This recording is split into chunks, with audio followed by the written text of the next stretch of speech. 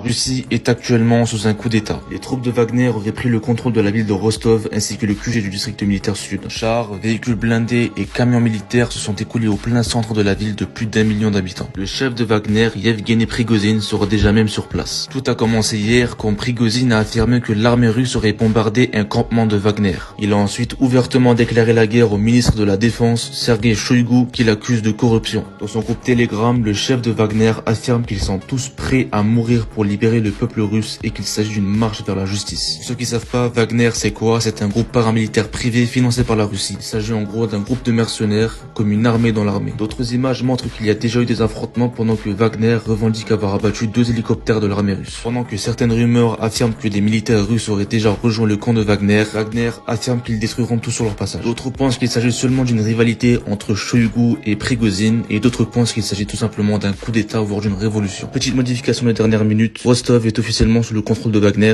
et selon Prigozhin, il n'y aurait aucune forme de résistance de la part de la police ni de la garde nationale. Abonnez-vous et restez branchés.